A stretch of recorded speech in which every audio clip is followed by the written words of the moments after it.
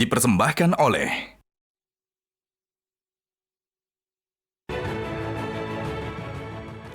Kita lagi di Hot Room. Bapak Habibur Rahman, Gerindra. Terlepas dari nama Gibran atau terlepas ada kepentingan politik. Dari segi substansi peraturan, apakah memang peraturan yang menyatakan, putusan yang menyatakan boleh di bawah 40 tahun atau pernah jadi kepala daerah atau sedang menjabat, itu ada hal yang salah nggak dengan itu? Karena dulu zaman undang-undang pemilu sebelumnya bahkan lebih parah lagi, umur 35 tahun. Jadi Terlepas dulu dari segi Gibran. Oke. Sedikit saya menanggapi sosok tadi yang dibilang Bang Hotman, pertama kali hakim konstitusi Menyerang sesama hakim. Beliau mengatakan sangat bingung, kami juga sangat bingung melihat orang ini. Kenapa ya? Melihat siapa? Pak Saldi Isra ini. Oh, Bapak bingung melihat dia? Iya. Di satu sisi dia seolah menyerang ke kolehannya soal integritas. Benar. Di sisi lain saya juga bertanya soal integritas beliau terkait imparsialitas. Ya. Imparsialitas itu hakim kalau memeriksa perkara yang ada kaitan dengan dirinya, ya kan? Dia mengundurkan diri. Ya.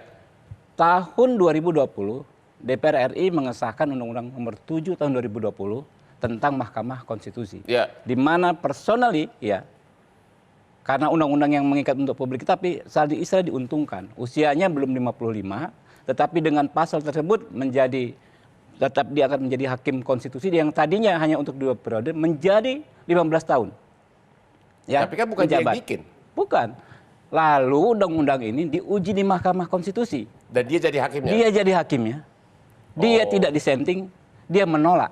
Menolak? Menolak permohonan orang yang ingin membatalkan Karena pasal itu tersebut. merugikan dirinya.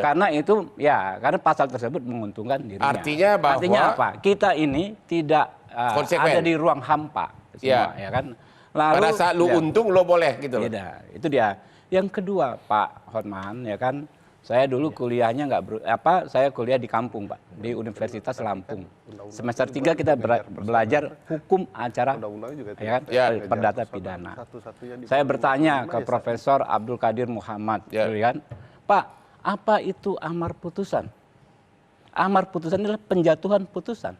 Itulah yang berlaku. Iya. Penjatuhan putusan itu apa, Pak? Ya mahkotanya putusan, itulah yang dilaksanakan. Itu yang berlaku. Berbagai pertimbangan, rasio dan insidensi harus menunjang amar putusan. Tetapi ketika ada perbedaan antara rasio dan insidensi dengan amar putusan, mana yang dilihat? Yang berlaku? Amar putusan. Makanya gini, Pak. Ya. Di lembaga peradilan yang masih mengenal banding dan kasasi, itu sering menjadi senjata kita. Ya kan, Bang Hotman? Ya. Saya sering mempelajari perkara-perkara Bang Hotman. Kalau ada itu, Bang Hotman naik ke banding atau kasasi. Karena ada pertentangan antara amar. Tapi bukan Bang Hotman mengabaikan begitu saja amar putusan, karena itulah yang mengikat. Itulah hukum yang berlaku. Misalnya gini, di pidana. Dengan pertimbangan macam-macam, begitu putusannya dengan ini dinyatakan bersalah dan dijatuhi hukuman 9 tahun. Itu yang dilaksanakan. Walaupun di dalamnya rasio dan pertimbangan ada macam-macam. Putusannya, perdata misalnya. Dengan demikian penggugat harus membayar 100 miliar kepada kliennya Pak Hotman Paris. Itu yang dilaksanakan. Benar. Karena dalam pelaksanaan putusan, amarnya. Amar yang berlaku. MK sempurna, jauh dari sempurna, ya kan ya. Tapi mana yang berlaku? Ya amarnya. Itu kurang lebih begitu. Jadi Anda mau mengatakan sekalipun ada cacat dalam pertimbangan hukum, karena konstitusi tapi kita tetap mengatur, yang berlaku adalah amar, begitu. Konstitusi kita mengatur putusan MK adalah final. Itu harus dilaksanakan. Gimana nih Pak Masinton Pasaribu? Aku jadi pengacara jadi pusing gua. Gimana nih? Mendingan jasa yang bukan pengacara nih. Pengacara aja pusing. Bahkan hakim MK saja mempertanyakan. Selain disenting, menurut saya juga opininya adalah kemarahan terhadap situasi putusan tadi itu. Ada ya disparitas itu kan. Apa yang diputus, apa yang diatur berbeda. Nah, kembali ke tema, Bang. MK alat politik kekuasaan. Anda setuju? Tanda tanya tadi itu. Nah, saya mau jelaskan. Dan saya nggak berubah dalam analisis saya. Kita pernah, Pak Kodari, ketika di salah satu podcast saya membaca ini adalah ada skenario besar untuk melanggengkan politik kekuasaan itu. Oleh siapa?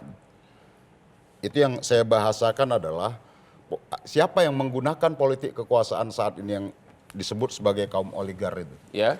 Nah, pertama ada skenario ya ketika kita masih ingat situasinya masih COVID untuk memperpanjang, Tolong dipercepat, Pak. ya memperpanjang periodisasi masa jabatan presiden nggak jadi. menjadi 3 periode. Nggak jadi. Ditolak masyarakat. Oke. Kemudian menunda pemilu. Ditolak Nggak masyarakat. jadi. Tidak jadi. Ya. Skenario berikutnya adalah ini fatal dan bagi saya ini menentang yang namanya semangat reformasi dan demokrasi itu sendiri. Skenarionya jahatnya adalah menggunakan institusi hukum negara, Ya. yaitu Mahkamah Konstitusi, untuk meloloskan skenario politik Tapi kekuasaan. di undang-undang sebelumnya malah 35 tahun boleh. Di undang-undang pemilu sebelumnya 35 tahun boleh. Ya kan? Iya. Lah iya. Ya kenapa? Apa yang salah dengan 40 tahun di bawah 40 tahun? Ya dulu-dulu aja boleh. Zaman SBY, zaman Gus Dur boleh kan? Yang dipermasalahkan ke begini Bang, bukan pada persoalan usia tadi ya. Kalau kita lihat Timingnya putusan gitu. tadi ini. Timingnya gitu. Kalau kita lihat putusan ini secara ini, itu yang terjadi disparitas itu. Yang jelas adalah ketidakkonsistenan, Ya. ya. Dan kemudian kalau bahkan ada salah satu ya Prof Yusril menyatakan ada penyelundupan ini situ. Penyelundupan apa?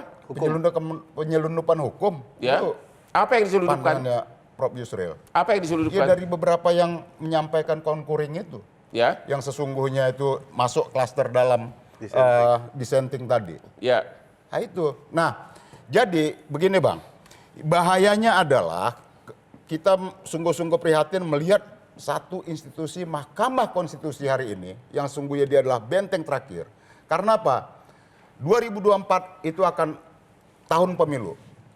Ada pemilihan presiden, ada pemilihan legislatif, dan kemudian pada bulan September ada pemilu kepala daerah.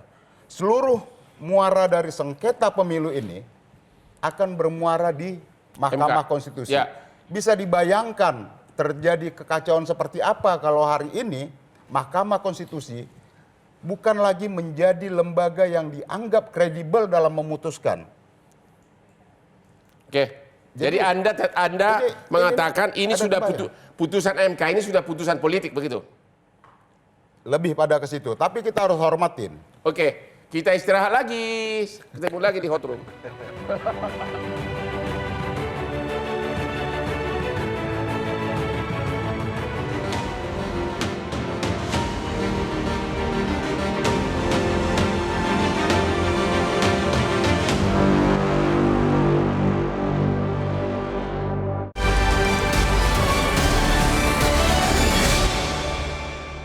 Cara mudah mendapatkan informasi dengan satu sentuhan jari. Download Metro TV Extend.